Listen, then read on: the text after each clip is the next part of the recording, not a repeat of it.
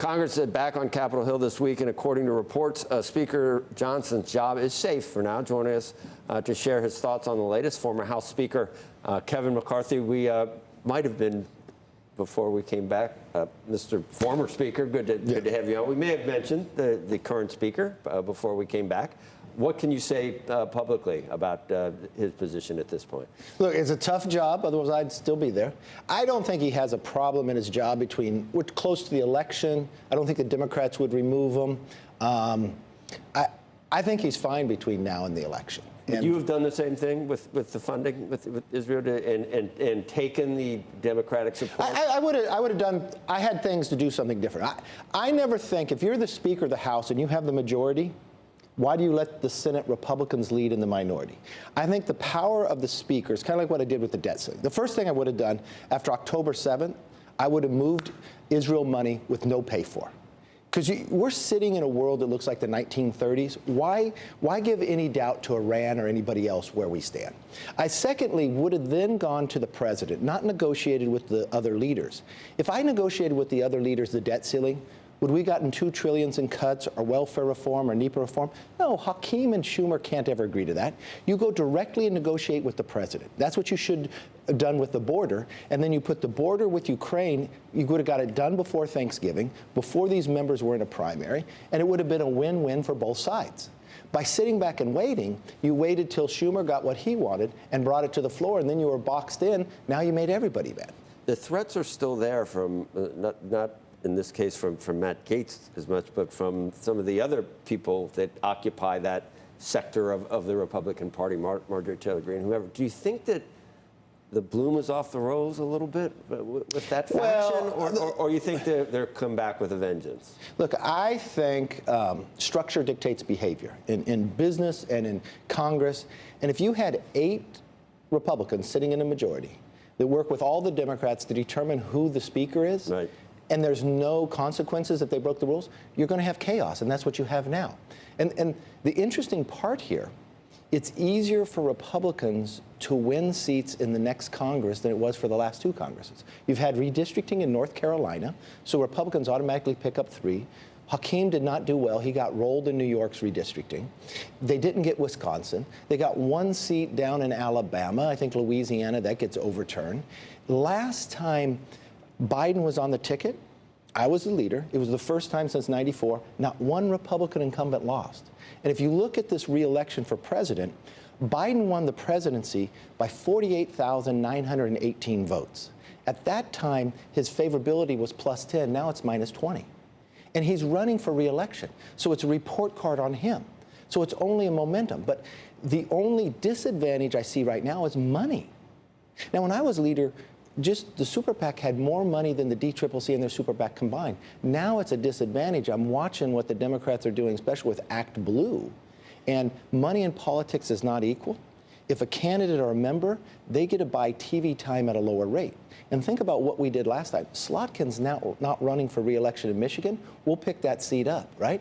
Then if you look and you go to Pennsylvania, we had a terrible gubernatorial candidate. We have a great Senate candidate now. I think we could pick up 3 seats in Pennsylvania. You look in California. The last 2 cycles, I picked up 5 seats in California. I think we've got 2 more to go. We picked up in... So unless does the money matter, though? Money matters to a point. If you're not competitive, and it's kind of like a chess game. If the Democrats are able to make other seats competitive where you're playing defense, then you're in trouble. What we were able to do before is expand the playing field. Like if we're winning in Oregon and Arizona where other Republicans are losing, that's where Democrats are playing defense. So who's ever playing on offense has the best ability. So who is making those decisions at this point? Because obviously you spent a lot of time, you understood this, you worked your way through the politics. Does Mike Johnson understand? Well, it's the responsibility of the Speaker, and he's out there. The challenge is it's money to raise, right? And you've got to raise that money not just for the party, but for the members as well. They're falling a little behind. You think Trump's going to be able to close the gap with Biden? Well, see, this is a strategy the Democrats are doing against Trump. And there's twofold that is playing back against him. They're bogging President Trump down in spending his money on attorneys, which gives them an advantage. But their whole argument about democracy is they're losing that. because they're trying to kick him off the ballot. They're going after court. And regardless of how you think about President Trump, does anyone in America believe he would be on trial today if he had not run for president? What happened? No. So it's an attack on democracy. If he had not run for president?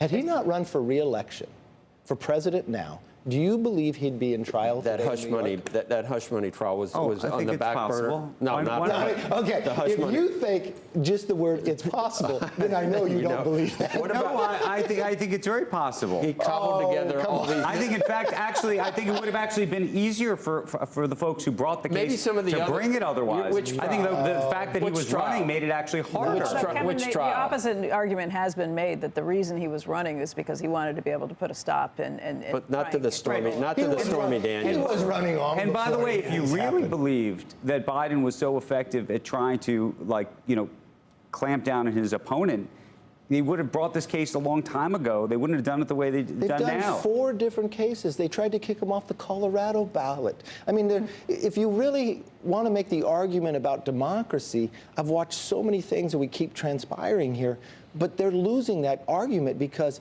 they're combating against democracy, denying somebody the ballot, going after somebody right before the election.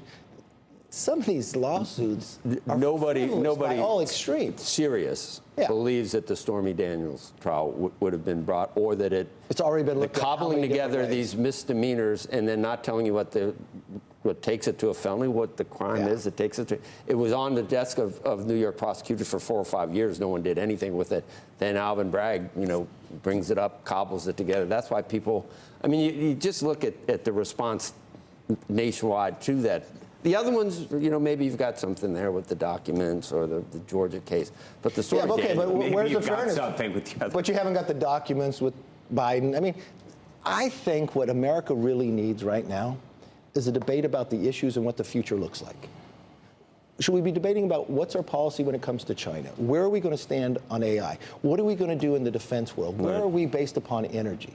These are all things that hopefully I'll come back in a couple months and announce something very exciting. These are issues I focused on in Congress. And we're gonna continue. I think that part of the issue about the debate is there's the debate about what's the future of the country like, and then there is a debate that there's a huge group of Democrats who are genuinely having a debate about what they think democracy is and whether democracy would hold in a world where former President Trump becomes the president. And what they look to is they look at January 6th. They look at that article, by the way, on Friday, which I know you think is discredited, but that article that suggested that he wants to, remove the independence of the Federal Reserve. And if he can't do it legally, he's going to try to make a secret deal with the next Fed chair. I mean, it's that kind of thing. It's the Heritage Foundation's documents on how they want to effectively undermine at least the current government and throw out, 70% of the employees. I mean, it's that has people concerned about the quote-unquote future of the country. I get that. It's interesting. I just had gone through a little college tour. I did Georgetown and did Harvard and some of these debates. The part that America's missing, both parties are now debating the attack on democracy, but we both look at it fundamentally different. Right. The Democrats look like that, and let me be very clear. I denounce anything that happened on January 6th. I think what happened there is totally wrong in all shapes or form. I was removed there from every aspect.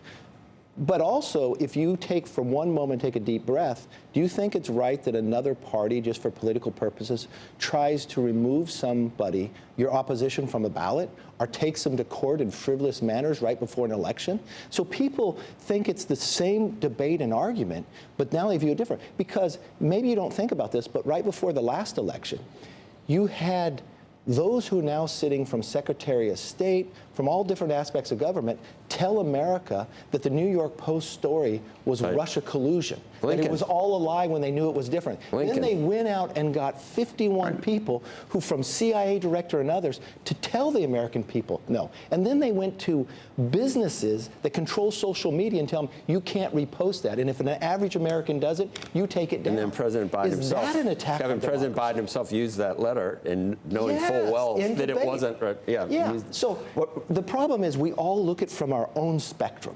Instead of saying, So how do we fix that, Kevin?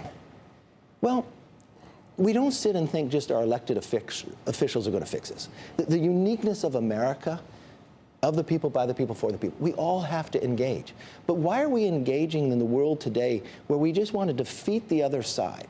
I mean, in America, every day you have people on here that have a win-win decision-making process. Mm-hmm. And if we start putting kind of the country first in a manner, that's where most average Americans are. They are. I think when They're you're looking at it from the, Washington or maybe New York, I think most average Americans just look at it from, here's what I would do if we could try and pull some problems together. yes. I think. And I will tell you, serving in Congress, there's people on both sides of the aisle that fundamentally believe that. But we highlight like these 8, right? Right. And then we play to it when we say we don't want to. Why did every single Democrat go with them? Because they took it for a political advantage. Right. We have to take a deep breath. I think presidential elections should be aspirational about the future. And we can control what they debate about if that's what we'll vote about. But today, the moderates are those, I wouldn't call them moderates. I think that's unfair. If I'm a conservative and I want to govern, and because I want to govern, you want to call me a moderate, that's wrong.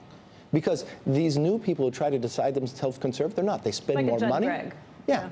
He's very conservative, but they're not getting rewarded. They can't get reelected. Yeah. A Sinema, she's a conservative Democrat, but she can't run for reelection because she can't get reelected. A Manchin in West Virginia. So where people sit back and say, I want to celebrate these type of people across the aisle, no. And then we sit back and say we don't get the government we want. Who's in the pole position for Trump's vice president at this point? Tim Scott? Look, no one's going to tell President Trump who to pick. I think he's going to play apprentice. He's going to make them all. Is there any way it would be DeSantis? I think Tim Scott. I don't think so.